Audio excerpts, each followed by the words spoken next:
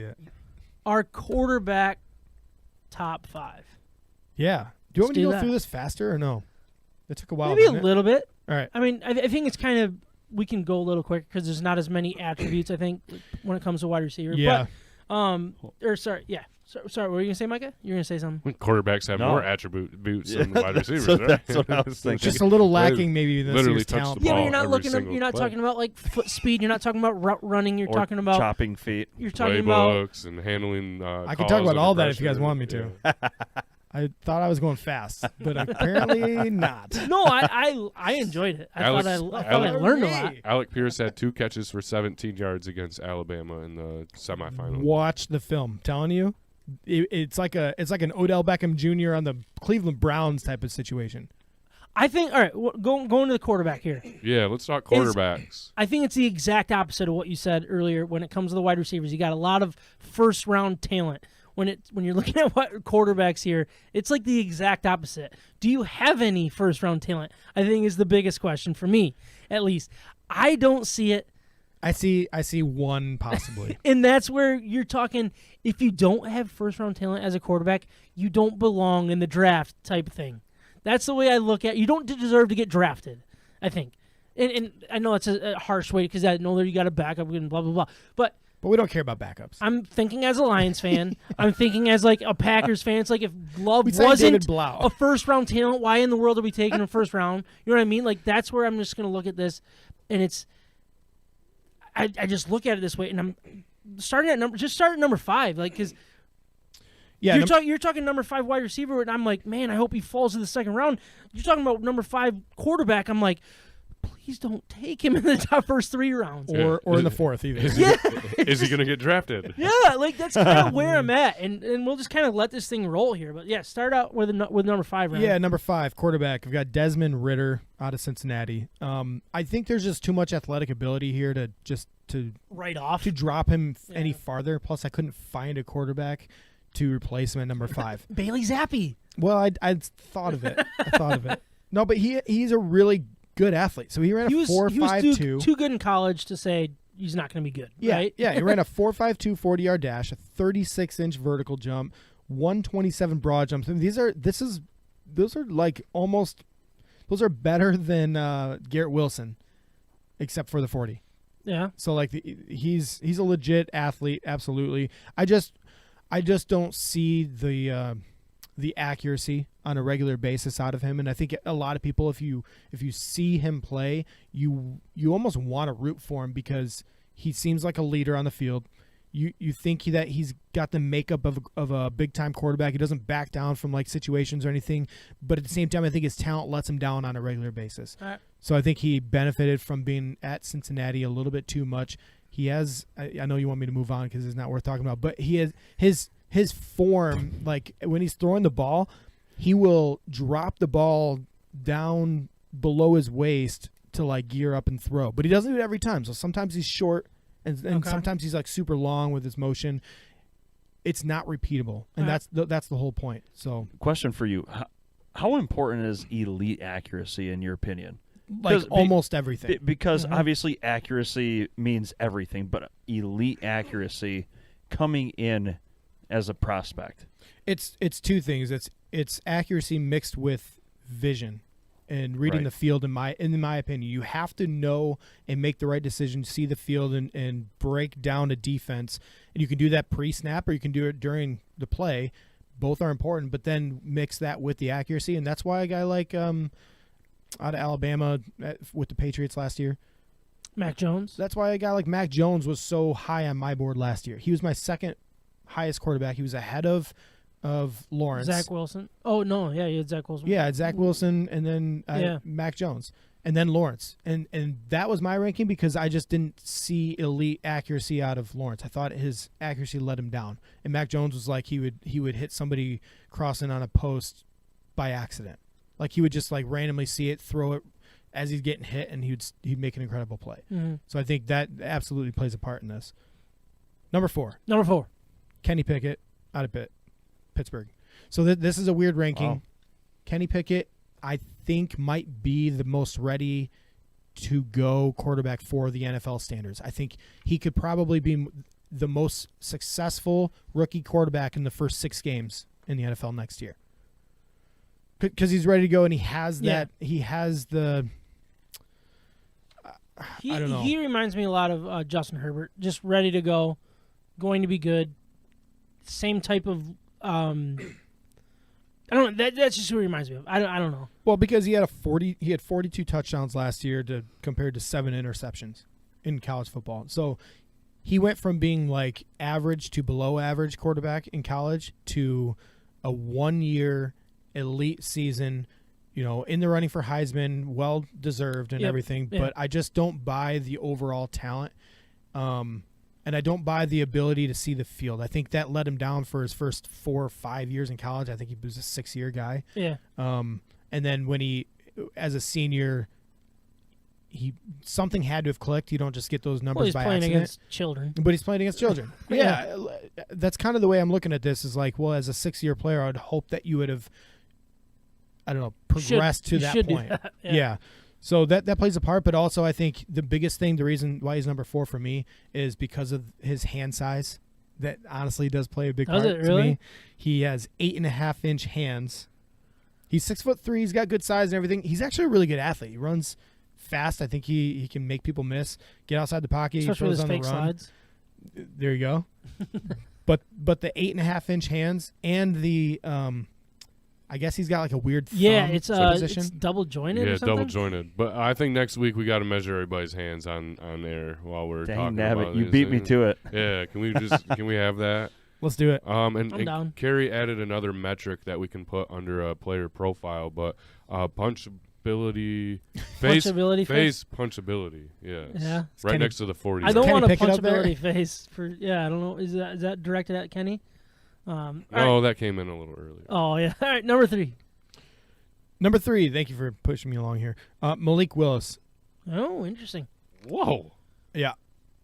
Why? Where'd you think he's going to land? I mean, most people are saying number 1. Yeah. Not a fan of his pro day either. Throwing to one other guy on the field. Yeah, quarterback everybody pro else day is standing like, behind him. I don't care. I Wearing really shorts. don't care. He did really good against nobody. I think he had a Rolex on.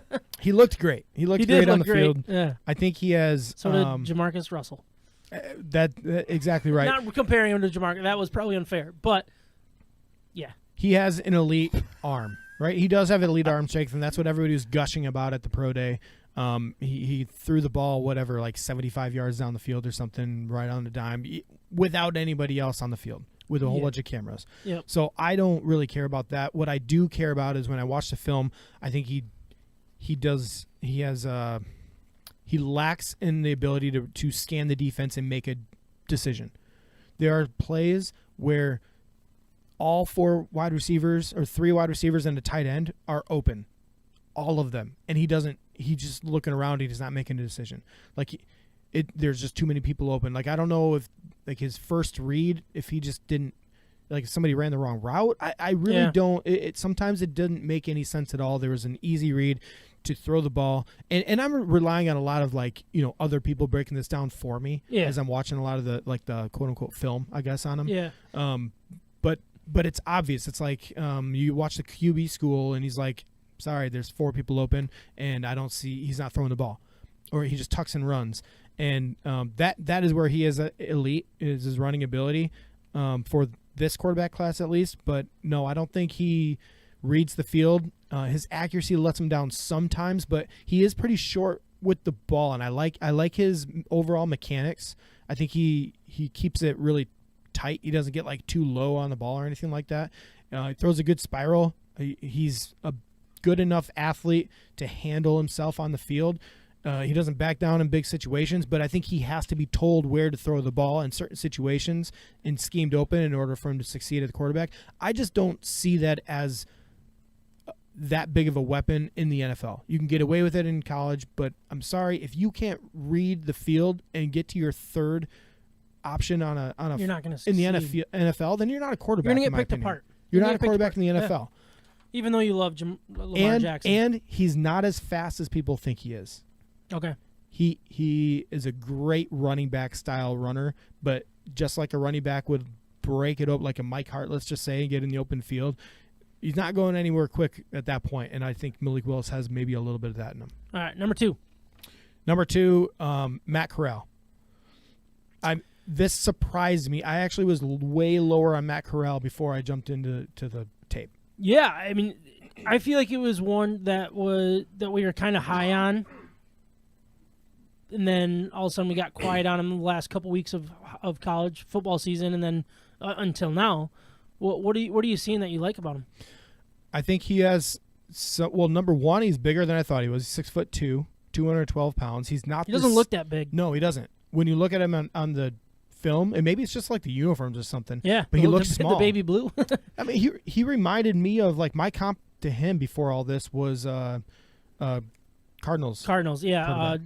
Kyler Murray. Yeah. So because I thought he was that small and twitchy of a small tiny athlete, no, he's 6'2", 212 pounds. And so if you can combine that twitchy feel there you go. With that size, that's when you can become a surprisingly good quarterback. Absolutely, and I think he does have way more of a straight line speed and ability to run and make it hurt long term than almost every other quarterback. Now, one person that he continues to remind me of, I mean, I get what you were saying with the Kyler Murray, but then like you look at like who do you think of when you say a more NFL body but the same twitchiness of running is Marcus Mariota.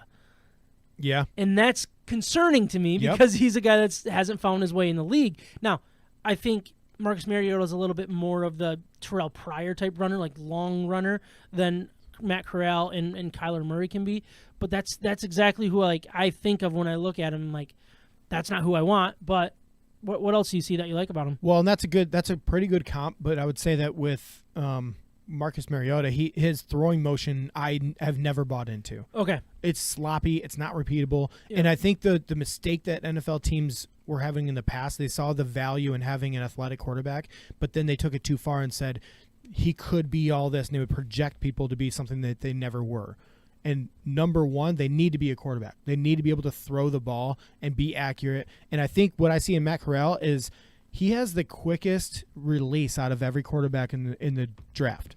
And it's not even close. Like he gets the ball out of his hands super fast. And I'm talking like Aaron Rodgers type of fast. Yeah. And that's pretty quick. It's quick. Absolutely.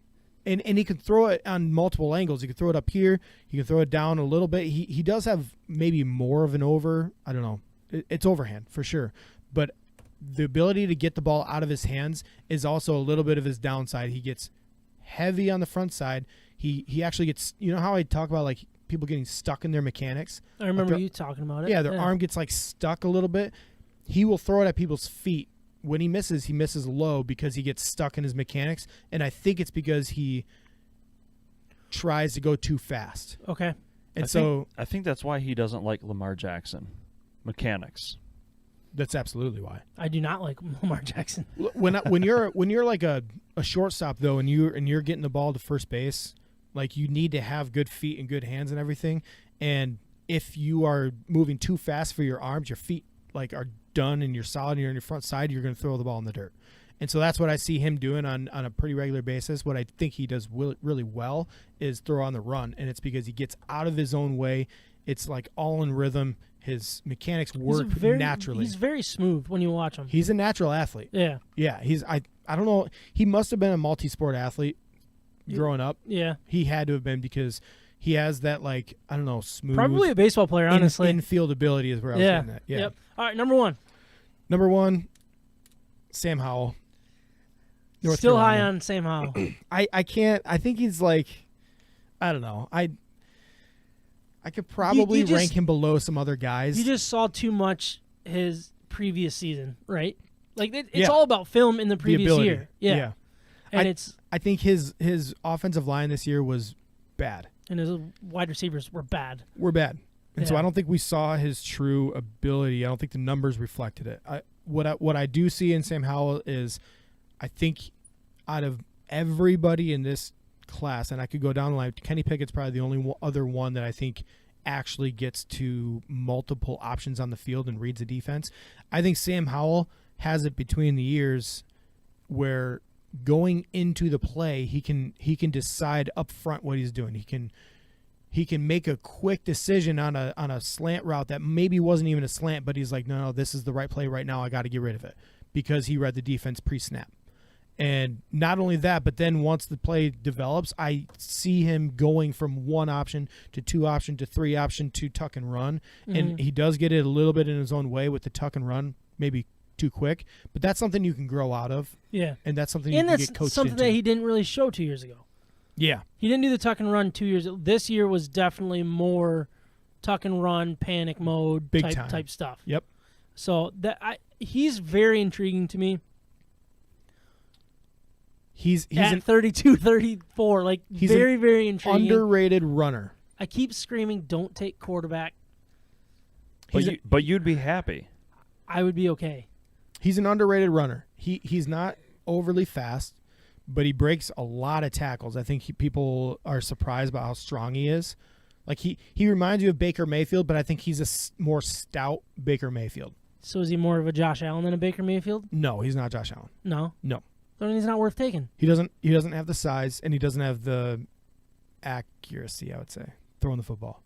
Okay. But what I think Sam Howell does really well is he gets in a hero mode every once in a while, and that's what I see. That's what I've fallen in love with. Yeah. I think he's a gamer. He absolutely has a great feel for the pocket and kind of moving his feet around. He never gets stuck in his feet. He's got a great base. He I don't know, positions himself really well. He could even do a little bit more.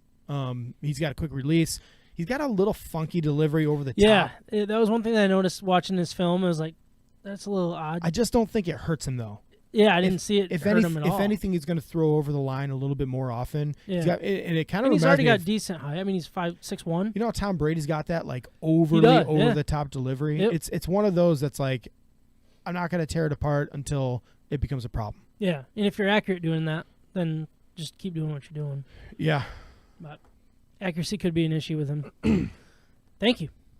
I think that was a lot of good information. No honorable mention for quarterbacks? I had 0. We were lucky to get 5. The class isn't that big? In the quarterbacks, right? Who graduated from Michigan State this year? Anybody? Zappi. Bailey Zappi could be an interesting sleeper. No Connor Cooks? No. I looked. I couldn't find any Connor Cooks. No, that was good, though. Thank you, Ryan. Hit it. If it's craft beer in Michigan sports, we may not be the authority, but we love both like a fat kid loves cake. Hot, hot! This is State of My Sports.